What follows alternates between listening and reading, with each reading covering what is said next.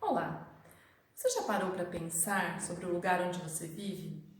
Nós estamos no planeta Terra, no continente sul-americano, num país chamado Brasil, no estado de São Paulo, no município de Atibaia.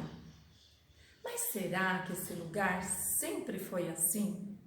Para saber um pouquinho mais sobre o nosso bairro, nós vamos fazer uma entrevista com o senhor Expedito, que é o morador mais antigo do bairro Chácaras Fernão Dias. Vamos lá? Seu Expedito, em primeiro lugar eu queria agradecer ao senhor por ceder essa entrevista pra gente. Eu queria primeiro saber em que ano o senhor nasceu? Nasci dia 8 de junho de 1907.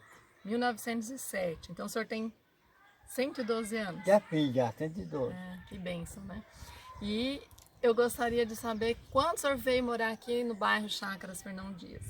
Aqui tinha 4 casas quando eu vim aqui, tudo isso aqui, 60. 1960. Só tinha 4 casas? Só. Ainda era uma fazenda? Ainda era para tudo aqui é cafezal e eucalipau para cá. Ah, era uma fazenda de café? É. Ah, e em que ano que foi desmembrado e virou um bairro, então? Mais ou menos. Aqui em 84. 84? E naquela época a escola não existia ainda? Não, aqui não. Não. E como que surgiu a escola? Ali para frente do mercadinho tinha um salão, o dono do salão chamava Braz. Braz, era o dono da chácara lá. Aí tinha um salão, tinha um barzinho encostado. Aí eu fui lá e conversei com ele. Aí começou a crescer aqui, tinha criançada. Aí eu fui lá e falei, quanto que é o salão para alugar? Para que é? Falei, para a escola. Aí aluguei o salão e a prefeitura mandava a professora e pagava, e eu pagava o salão. Então surgiu, a escola ainda não era municipal? Não. Uhum. E aí ela passou a ser municipal quando? Mais ou menos em que ano? Na década de 70, mais ou menos? 70, 72. 70, 72. Aí quando fechou lá, aí esse terreno apareceu, eu comprei, que era do engenheiro, aí fizemos a escola aqui. Aí ajudei bastante aqui. Ajudou a construção da A escola? construção da escola. Gramado, água fluvial, tudo foi eu que fiz aí. O senhor percebeu a mudança do bairro E muito. nesse período todo? Tudo. Então tinham poucas casas, 4 casas, e agora tem mais de 800 Vixe, casas, Maria, né? mais de 800 casas. Cresceu bastante. O senhor acompanhou essas Tudo mudanças? isso. Aqui não tinha luz aqui, a luz vinha da fazenda, né? Não tinha. Era lampião? Não tinha luz, mas a luz vinha até a fazenda. E aqui era puxado, Por gerador? Por luz, mas quando caía lá, acabava toda a luz aqui do bairro. Acabava a luz do bairro. Aí nós ia lá, conversava com o Germano, que era o encarregado, ele vinha, arrumava o facão e ligava a luz de novo. Nossa, era bem E nós precário, tínhamos né? que pagar. E aí o telefone, a infraestrutura que está chegando, agora chegou asfalto, Agora isso tudo. chegou, né? Ah, que bom, Faz né? 20 anos que falou de fazer asfalto aqui. Começou até o barzinho ali, E agora, aí esse ano começou mais um pedaço para cá. que bom, né? Aí depois ia fazer iluminação pública, aí nós pagamos a posteação para vir para cá, puxamos da fazenda para cá, aí começou a melhorar muito bem. Que bom. E me fala uma coisa, passou a se chamar Valda Paulinete Losaço quando? Em 74. 74? O senhor conheceu a professora Muito, Valda? muito. Ela vinha para cá? Vinha, Ah, eu achei que era só uma homenagem. Então ela vinha, vinha. ela dava aula aqui? dava. Aí já teve aula inclusive para adultos, né? Aí quando começou as aulas para criança, né? Ah. Não para terceiro ano, né? Só de segundo ano para frente, né?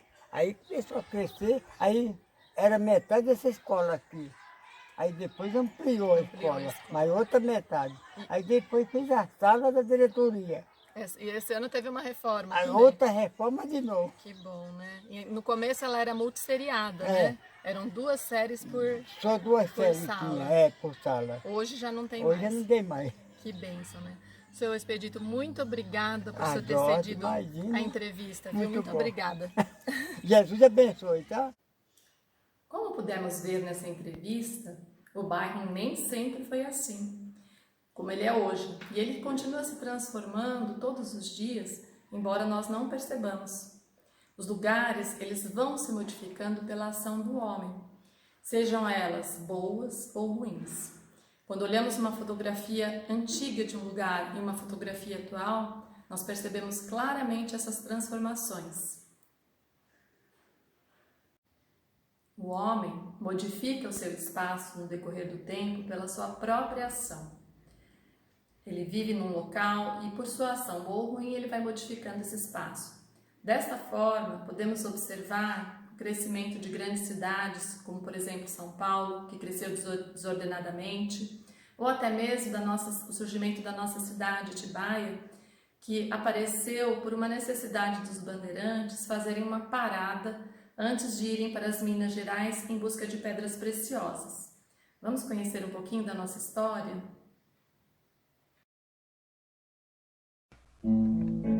Por Atibaia passaram os antigos bandeirantes no século XVII que desbravaram as terras em busca de índios e minerais preciosos. A cidade fica numa região de serras. A maioria das expedições partia de São Paulo em direção às Minas Gerais. As viagens eram longas, árduas e cansativas. Por isso os bandeirantes faziam sua primeira parada numa colina banhada por um rio, onde hoje situa-se Atibaia. Profundo conhecedor da região, o bandeirante Jerônimo de Camargo fundou uma fazenda de gado e no alto da colina construiu uma capela sob a proteção de São João Batista, no dia 24 de junho de 1665. Atualmente, a data é feriado municipal em comemoração ao aniversário de Atibaia. Neste mesmo período, o padre Mateus Nunes de Siqueira chegou do sertão com um grupo de índios guarus catequizados e, por ordem da Câmara Municipal de São Paulo, instalou-os ao lado do sítio de São João Batista.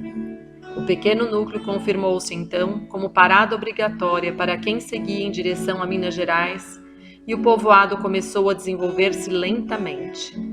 Mas foi a partir de 1864 que o povoado recebeu o título de município e em 1905 o município de São João de Atibaia passou a denominar-se apenas Atibaia.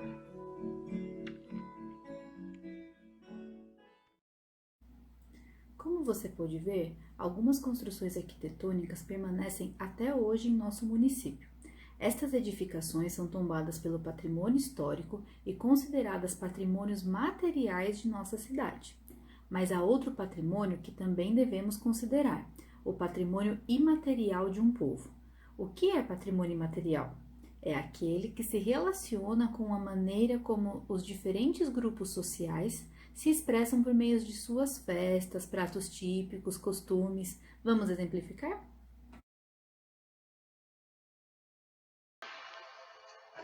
Há um grande número de imigrantes japoneses no município, e estes contribuíram com elementos como a Festa das Flores e Morangos e o Bom Odori, com seus tambores e coreografias. As congadas de origem africana são um forte referencial da expansão cultural de Atibaia. Antigamente, durante as festas de Natal, os escravos vindos das fazendas com seus senhores ficavam na rua 23 de maio até o dia de Reis, promovendo suas festas. Daí nasceu a tradição das congadas nesta época natalina. Atibaia tem grupos com mais de 200 anos de tradição.